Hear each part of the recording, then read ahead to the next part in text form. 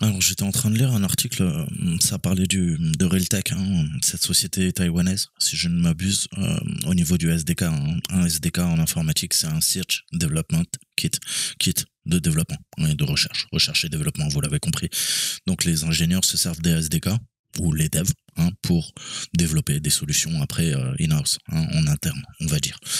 Le problème, c'est que l'article donc date un peu, hein, je crois que ça date de d'août 2021. On avait des problèmes sur le SDK, hein, visiblement. On s'est servi du SDK pour implémenter des backdoors sur des centaines de milliers d'appareils. C'est une attaque de supply chain, donc de chaîne d'approvisionnement. Et je lisais ce petit article et je me suis dit du coup j'allais vous montrer un petit POC en lab. Donc très simple, hein, mais juste pour vous montrer la criticité quand il s'agit de comment backdoorer. Là, on va voir comment installer une porte dérobée dans le FS, dans le file system. Alors, si je dois résumer, hein, donc on revient en août 2021, on a 65 fournisseurs qui sont affectés par de graves vulnérabilités qui permettent tout simplement à des attaquants non authentifiés de compromettre complètement l'appareil cible et d'exécuter du code arbitraire avec le plus haut niveau de privilège. Donc la pire chose qui puisse nous arriver en cybersécurité. On appelle ça une Remote Code Execution, une RCE, vous le savez.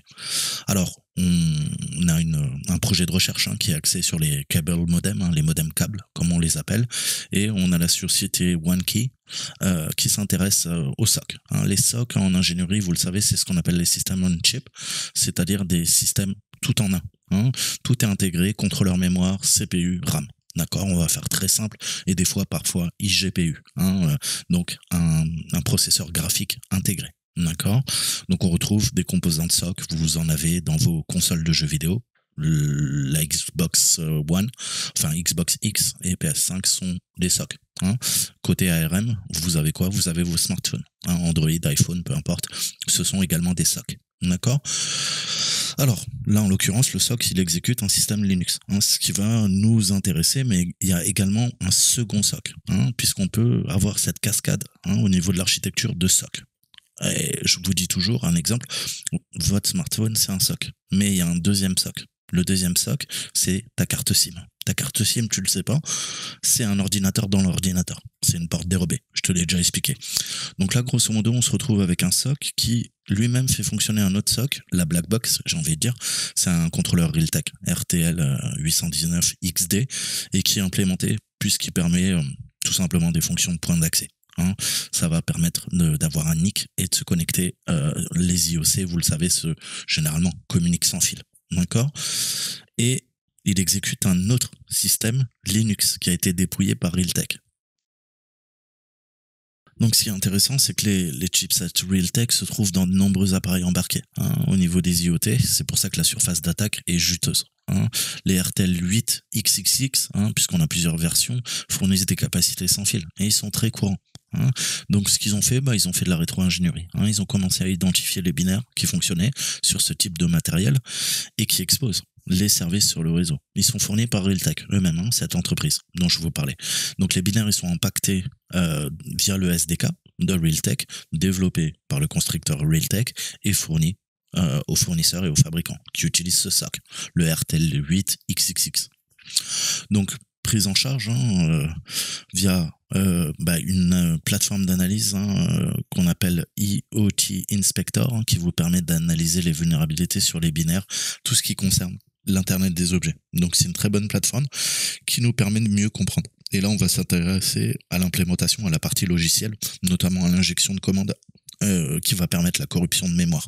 Ça affecte de nombreux protocoles. On a l'UPnP, hein, qui va ouvrir directement sur votre routeur les ports nécessaires à la communication vers l'extérieur. On a le HTTP qui va gérer, lui, une interface web de gestion. Et on a un service réseau personnalisé qui a été créé par Realtek. Donc en fait, le problème, c'est qu'en exploitant ces vulnérabilités, les attaquants distants non authentifiés vont pouvoir complètement compromettre l'Internet des objets qui se trouve chez vous. Hein, vous comprenez les risques, et exécuter du code arbitraire, encore plus dangereux avec le niveau le plus élevé de privilège. Si on parle de Linux, on parle d'un accès root. Alors 65 fournisseurs, hein, concernés, près de 200 fingerprinting qui ont été faits. On voit grâce à Shodan qui nous permet de numériser toute cette surface d'attaque, et on voit qu'il y a clairement une mauvaise configuration au niveau des vendeurs, des fabricants qui exposent ces appareils à Internet. C'est pour ça que l'Internet des objets, je vous avais déjà expliqué maintes et maintes fois, c'est très dangereux. Je vous déconseille vraiment d'en avoir chez vous si vous voulez avoir un minimum de sécurité, puisqu'on va pouvoir attaquer ces appareils et ensuite attaquer vos autres appareils, domotique, PC portable, routeur, tout ce qui est connecté à votre réseau en fait. D'accord? Donc ne prenez pas ça à la légère, c'est très sensible. Et puis on va pouvoir vous espionner, capacité d'espionnage, activer le micro, activer les caméras, tout dépend de ce qu'il y a. Et puis vous le savez que même maintenant les jouets connectés de vos enfants, ça peut être détourné pour faire de l'espionnage. Donc les appareils concernés en l'occurrence avaient des œuvres de capacité sans fil et couvrent un large éventail de cas d'utilisation. On a ce qu'on appelle des passerelles résidentielles, c'est-à-dire residential gateways. On a des routeurs de voyage, des répéteurs Wi-Fi, des caméras IP et même des passerelles d'éclairage intelligentes et les jouets connectés. Donc vous voyez que ça a une grande surface d'attaque, et encore une fois on est entre la partie réseau, la partie jouets connectés, la partie domotique, et vous voyez l'intrication même de ces objets qui sont connectés entre eux, et tout ça fonctionne sur votre réseau. Donc il suffit qu'il y ait un seul point de défaillance, un des internets des objets, pour compromettre le reste via un effet de bord, une réaction en chaîne, si vous me permettez l'expression. Donc pour bien comprendre ce principe de chaîne d'approvisionnement, chaîne logistique et attaque de supply chain, il faut comprendre que les experts en sécurité sont de plus en plus conscients de ce type d'attaque. On l'a vu dernièrement. On pourrait citer Kaseya, on pourrait citer SolarWinds, où les auteurs se sont donné beaucoup de mal pour infiltrer les processus de publication du fournisseur, installer des portes dérobées cachées dans les mises à jour de produits, et on voit les dégâts que ça peut faire. On l'a vu dans un logiciel de gestion ukrainien, qui a été développé en Ukraine, et ensuite on a vu toutes les sociétés Saint-Gobain qui utilisaient via l'une de ses filiales le logiciel ukrainien. On a vu, ça a donné quoi? NotPetya, c'est exactement ça, une attaque de supply chain. Donc côté fournisseur, les pratiques de développement de logiciels sécurisés sont généralement insuffisantes. C'est ça qu'il faut retenir, et c'est là que ça devient dangereux. En particulier le manque de tests de sécurité, révision de code, qui peuvent entraîner des dizaines de problèmes de sécurité critiques qui vont rester intacts dans la base de code de Realtek pendant plus d'une décennie. On a Realtek est connu d'ailleurs pour ses problèmes de SDK. C'est vu comme le monde. Ensuite, côté fournisseur de produits, on voit les fabricants qui ont accès au code source Realtek. Donc, il y a une exigence quand même, je vous rassure, pour créer des binaires Realtek SDK avec leur propre plateforme, mais c'est pas suffisamment validé au niveau des chaînes d'approvisionnement, puisqu'on a repéré des problèmes qui étaient indétectés et des vulnérabilités sur des centaines de milliers de clients finaux qui laissent vulnérables ce type d'attaque sur l'ensemble des équipements. Donc on voit pourquoi attaquer une grosse entreprise si je peux attaquer parfois un fournisseur, un third party, comme on dit, un acteur tiers, et peut-être ces systèmes informatiques sont beaucoup moins sécurisés, et c'est là que je vais pouvoir implémenter une porte dérobée. Donc ça me facilite le travail, puisque en termes d'évasion, en termes de cyberopération, ça me demande un moindre mal, plutôt que m'attaquer à un gros mastodonte qui parfois peut avoir des systèmes bien défendus. Je vais m'attaquer aux fournisseurs, et ça a une deuxième utilité, c'est que en attaquant en amont, en aval, tous les produits qui sortent de la chaîne de production vont avoir ma porte dérobée qui va être implémentée. D'accord? Mais ça, c'est vieux comme le monde. Les services de renseignement utilisent ces techniques de supply chain depuis la nuit des temps. D'accord? On sait qu'il y a des portes dérobées sur tous les routeurs américains qui sont livrés. Du Fortinet, en passant par du Cisco et tout ça. C'est vieux comme le monde. Et encore une fois, Assange, Snowden nous ont montré tout ça. Tous les programmes de la NSA qui vont installer des portes dérobées. Intel ME, l'AMT chez notre ami AMD, bref. Donc ces chaînes d'approvisionnement, c'est technique, hein. Il faut faire des recherches, il faut des chercheurs en cybersécurité, il faut des testeurs d'intrusion qui vont identifier les problèmes sur ces appareils, pardon. Et en plus, là, s'il y a une faille dans un SDK, hein, je te fais une analogie. S'il y a une faille, des ports dérobés dans ton quoi? Dans ton compilateur. Tout ce que tu vas compiler avec le compilateur, il y aura une porte dérobée. D'accord? Encore une fois, technique utilisée par la NSA depuis les années 70, hein, qui a fourni les principaux compilateurs aux universités américaines pour qu'à chaque fois qu'on crée un programme, même en open source ou en closed source, il y ait des portes dérobées qui soient préinstallées en fait, hein. Il n'y a rien de mieux. C'est pareil. Si dans le SDK il y a des failles, tout ce que tu vas créer avec le SDK, il y aura des failles inhérentes. Donc, on voit bien, encore une fois, cette même logique de supply chain. Donc les fournisseurs, ils ont eu naturellement des rapports au niveau des vulnérabilités, mais une fois que les outils sont déployés, hein, que les internets des objets ont été vendus, vous savez que pour un fabricant, ça coûte extrêmement cher de rappeler, hein, les produits et de livrer, hein, de nouveaux appareils, soit qui ont été patchés, soit qui ne présentent plus ces failles à leurs futurs clients, enfin à leurs clients. D'accord? Donc encore une fois, c'est des gros problèmes. Et puis en plus, ça touche des failles très critiques, notamment l'UPnP. Et l'UPnP, vous le savez, hein, ça va permettre, je vous disais, d'ouvrir des ports spécifiques.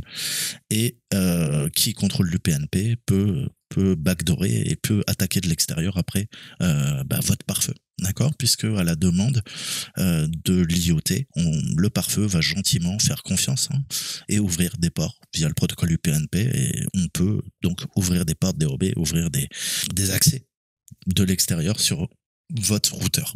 Donc c'est extrêmement sensible. J'ai pas envie de développer parce qu'il faudra en parler pendant des heures, hein, mais vous avez l'analyse, hein, des fichiers XML, toutes les API, hein, les interfaces de programmation applicative qui permettent l'interconnexion des IoT. On a du bas niveau, hein. Je vous conseille d'aller creuser si vous avez de bonnes connaissances en informatique, hein, pour comprendre où se trouve la porte dérobée, analyser la surface d'attaque, hein, via GDB notamment, le GNU Debugger, comprendre comment on peut faire l'overflow, hein, c'est un heap, buffer overflow au niveau du protocole SSDP. On a un champ, hein, qui va permettre ça techniquement. Donc le heap, c'est le tas, hein, c'est sur le tas qu'on va faire notre dépassement de mémoire tampon. Voilà, donc très intéressant, hein, voir comment fonctionnent aussi les interfaces de gestion web, notamment sur les IoT, qui ont été faites par le fabricant, et puis les failles au niveau du Realtek SDK, et voir comment on peut s'en servir non seulement pour faire un heap, mais on peut également faire un stack buffer overflow. On peut également faire un dépassement de mémoire tampon sur la pile dans un autre champ de requête, hein, au niveau des paramètres, au niveau de l'interface de programmation. Il y a maintes et maintes failles en fait, et c'est pour ça que ça a exposé de nombreuses machines. Alors on récupère du common injection sur l'interface de programmation de l'IoT, et après RCE, et on passe route. Donc là c'est open bar, hein. Donc voilà, très bon article que je vous mettrai en description, et nous on va se faire un petit test, hein. Je vais vous montrer comment backdoorer un FS sur un IoT, hein. J'ai une console de management, on va y accéder, et je vais vous faire une petite preuve de concept, hein. On va voir comment installer au niveau du bootloader de l'internet des objets. On a ce qu'on appelle du U-boot, et ça va me permettre d'installer un shell via une porte dérobée dans le FS, le file system. Je suis sur le Kali, on va aller sur l'interface de prog. Donc j'ai VExpress, hein, qui va nous permettre, c'est ma victime, hein, ça va me permettre de me connecter à l'internet des objets. D'accord, ça tourne sur le port 8000, c'est en train de booter l'internet des objets, hein. Donc ça peut être un routeur, ça peut être une caméra de surveillance, ça peut être le jouet de tes enfants, ça peut être ce que tu veux, hein. Ce qui compte, c'est que je te montre la preuve de concept. D'accord, donc là je suis en train de me connecter, hein, ça boot sur l'internet des objets, et tu vois que je me retrouve avec le build root, welcome to build root, et j'ai un login. Problème, je sais pas quoi, comment me connecter à l'interface. D'accord, je sais pas le mot de passe. Qu'est-ce que je pourrais faire? Pourquoi? Pour commencer à attaquer la console. D'accord, je veux récupérer les informations d'identification, mais je ne les connais pas, hein. Imagine que j'attaque de l'extérieur, hein. Qu'est-ce que je peux faire? Moi, l'utilisateur, là, je sais pas qui c'est. C'est quoi? C'est l'admin? C'est Toto le hacker? Qu'est-ce qu'on peut faire? On va récupérer des preuves de concept, hein. J'ai récupéré de quoi attaquer, justement, hein, notre IoT, le backdoor files, hein. Donc là, on a analysé la surface d'attaque. on a un service qui tourne, en l'occurrence, et c'est ça qui va venir exploiter. Alors, je vous mettrai un article sur le U-Boot. C'est bon à comprendre comment insérer une porte dérobée dans le file system. On va voir les différentes étapes. On a vu que donc on a notre ARM, notre IoT qui tourne avec un processeur ARM RISC. Donc c'est de l'embarqué, du embedded, comme on dit, des systèmes embarqués. Et les IoT font également partie des systèmes embarqués. D'accord. Donc nous, qu'est-ce qu'il nous faut? Il faudrait déjà voir un petit peu. Il y a un serveur TFTP qui tourne. On a vu l'interface et la mire de connexion. J'ai pas le mot de passe. Qu'est-ce que je peux faire à partir de là? On va voir si on arrive à atteindre déjà le serveur TFTP. Ok, donc on a son adresse IP, il est up. Je suis en route, j'en ai même pas besoin. On va venir pousser les deux fichiers, d'accord? Donc le service classique, le S50 Service X et mon Service X qui est une porte dérobée via Netcat, on ne peut plus classique. Je vais récupérer mon adresse IP. Donc on est en local, mais je pourrais le faire de l'extérieur, puisque la plupart des IoT ont l'interface d'administration qui est joignable de l'extérieur. Je vous ai dit que c'est pas du tout sécurisé. Et si en plus tu fais tourner un serveur TFTP qui est public, là c'est le début de la catastrophe et des emmerdes. Tu vas le voir tout de suite, mon copain. Alors, je prends ça. Qu'est-ce qu'on va faire? On va venir éditer l'exploit. Je vais venir l'injecter. Donc, on ne peut plus classique. Un script en bash. D'accord? Ça affiche porte dérobée netcat. While true. Donc, pendant que c'est vrai, on fait une boucle. Do, tu vas faire quoi? Tu lances netcat. Tu te connectes à mon adresse IP de mon Kali Linux sur le port 40 000 et t'exécutes dans la foulée bin sh. Dans bin, tu vas chercher sh, ça permet d'ouvrir un reverse shell via netcat. On ne peut plus simple, une fois que c'est fait, done. D'accord? Tu termines. On sort de la boucle. While. Je sauvegarde. Maintenant, qu'est-ce qu'il nous faut? On va s'ouvrir un nouvel onglet. Je vais ouvrir un listener sur le port 40 000. Ok, là on est bien. On va téléverser TFTP sur TFTP serveur. Je me connecte au serveur public. Pas de chance, on y arrive. Je vérifie le statut et on est en NetASCII. Est-ce qu'on peut pousser nos fichiers? Si on peut, c'est le début. Je te disais, des emmerdes. C'est le cas, pas de chance. Put S50 Service X. On vient de putter les deux fichiers. Je viens de téléverser et d'uploader les deux fichiers. Le service normal et le script malicieux sur le serveur TFTP de l'IoT. Maintenant, qu'est-ce qu'il nous faut? Il faut qu'on commence à injecter ça directement. On va travailler sur la RAM au niveau du SoC, du System on Chip. On a ce qu'on appelle des banks. Vous avez des banks un peu partout sur vos barrettes de RAM. Parfois, c'est du monobank, des fois, c'est du dual, triple, quadruple, tout va dépendre du nombre de banks que vous avez sur vos barrettes de RAM. Là, c'est de la DRAM embarquée, d'accord? Et on va essayer de trouver un offset en mémoire pour injecter justement à la fois le service X, qui est ma porte dérobée, et le S50, qui est le script qui permet d'administrer ni plus ni moins le service, l'arrêter, le redémarrer, le stopper. Donc, je vous mettrai un lien vers U-Boot, mais ce qu'on fait techniquement, c'est qu'il nous faut écrire sur le disque du système de fichiers qu'on appelle le FS, le file system. Mais d'abord, c'est pour ça que je les ai hébergés sur le serveur TFTP. D'accord? Il est sur le réseau. On va pouvoir l'atteindre à partir de l'IoT et grâce au serveur TFTP, c'est là que je vais pouvoir récupérer les fichiers via la console U-Boot. Ça, c'est ma console U-Boot et c'est là qu'on va venir pousser tout ça. Mais là, je suis sur une mire de connexion. Le truc, c'est que l'IoT, en fait, il a une séquence de démarrage qui peut être arrêtée. C'est ce qu'on va faire. Je vais me reconnecter à la console V-Express et vous allez voir que j'ai 3 secondes pour appuyer sur une touche et arrêter le bootloader. Sinon, il y a le bootloader qui vient charger. On a VM Linux, bref, init, tout ce qu'il faut pour charger d'abord le micro-kernel. On va charger un tout petit noyau pour pas prendre trop de place et c'est lui qui va venir charger ensuite le vrai noyau, d'accord? Avec les librairies, avec les modules, le mode probe, bref, tous les modules qui permettent justement de faire fonctionner. Vous avez le noyau Linux et à côté de ça, il y a plein de choses qui vont venir se greffer, le système de fichiers qui va venir se charger Et c'est comme ça qu'on initialise un Linux. Peu importe que ça soit un IoT ou ton Kali Linux ou ton serveur Red Hat. D'accord? Dans ta B serveur. C'est le même principe. Sauf que les composants utilisés sont parfois pas les mêmes. D'accord? Donc, il nous faut quoi? Il nous faut obtenir l'adresse IP de notre IoT, DHCP, protocole. D'accord? Donc là, je fais appel au DHCP et il nous dit, écoute, moi, par défaut, mon adresse, je suis la 15e machine du 10.02. D'accord? On voit que le serveur TFTP de l'IoT, il est sur le même subnet. Nous, ce qu'on va faire, on va détourner la logique. Hein. On va mettre une variable d'environnement. Il y a une variable d'environnement qui s'appelle IP serveur qui gère le serveur TFTP de l'IoT. Hein. On va commencer notre bidouille. Hein. Vous savez que le bidouillage, c'est ni plus ni moins que du hacking. Donc, on va s'attaquer au NIC, hein, le contrôleur réseau, ni plus ni moins, sans fil. On va faire un BD info pour connaître les adresses mémoire de la carte. Hein. On voit le DRAM bank, c'est là. On voit que ça commence, hein, notre offset, notre intervalle 0x. On est en start à 6 millions. Hein, et on a notre size également, tout ça en hexadécimal. On voit le premier DRAM et on a le second. Nous, on va prendre le premier et on va commencer à injecter, hein, dans cette zone mémoire. Et on va voir si on peut charger les deux fichiers sur nos adresses mémoire valides à partir du serveur TFTP. Donc, pour ce faire, il nous faut déjà la variable d'environnement, cette env, hein, serveur IP. Et je vais lui donner tout simplement l'adresse IP de quoi?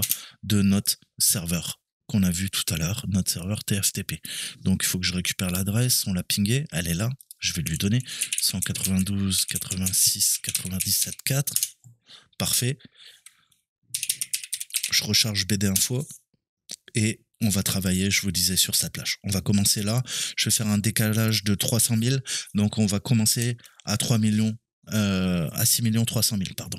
TFTP 0x63.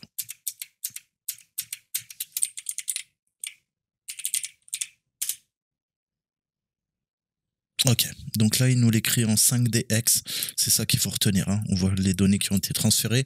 Donc j'ai écrit, hein, dans une des plages mémoire de la DRAM, on va injecter, typiquement qu'est-ce qu'on va faire? On va backdoorer, hein, vous l'avez compris, la puce mémoire, hein, et c'est elle qui va venir au chargement de l'IoT, ça charge le SOC.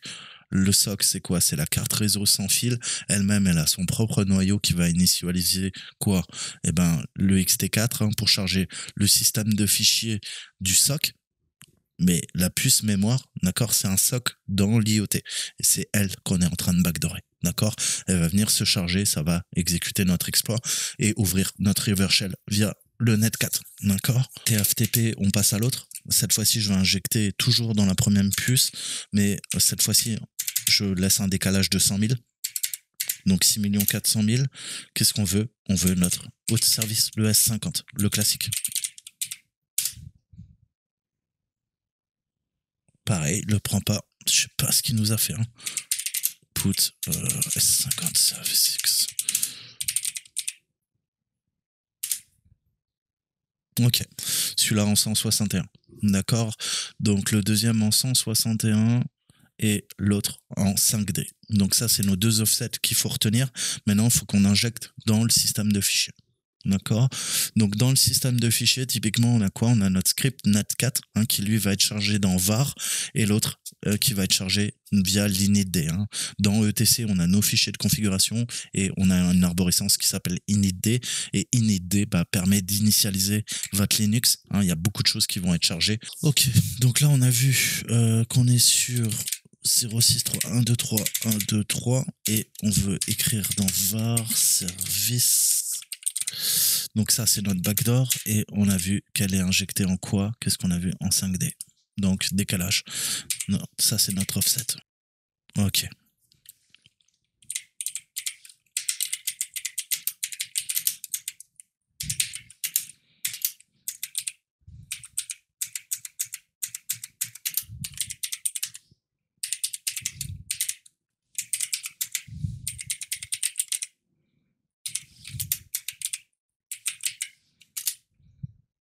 Donc on reset et là ça va être game over. On laisse auto boot, initialisation.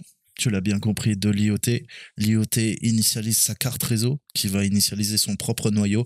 Le noyau va charger le FS et en chargeant le FS, il va exécuter à partir de la mémoire du NIC notre porte dérobée et on est dans le système.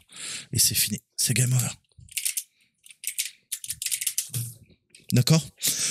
Donc voilà, petite preuve de concept, hein, très violente. Bien comprendre comment s'initialise un Linux, comprendre que chaque puce, si c'est un système on chip, eh ben, elle a peut-être sa propre pile réseau, elle a peut-être son propre noyau. Donc s'il y a son noyau, il faut l'initialiser, il faut initialiser son système de fichiers. Et vous voyez qu'on peut injecter des portes dérobées matérielles, d'accord, directement dans les puces mémoire de vos IoT, de vos cartes réseau, de vos imprimantes. Et si jamais c'est pas protégé, le U-boot et le bootloader n'est pas protégé, eh ben voilà, on peut faire ce type d'injection directement. Et je suis résident, c'est une menace persistante, avancée. Et dès que tu démarres ton IoT, dès que tu démarres ton téléphone, dès que tu démarres ton imprimante, dès que tu démarres ton vibromasseur, eh ben ma porte dérobée s'exécute. Voilà, tu fais ce que tu veux. C'était une petite preuve de concept. À très bientôt. Ciao, ciao.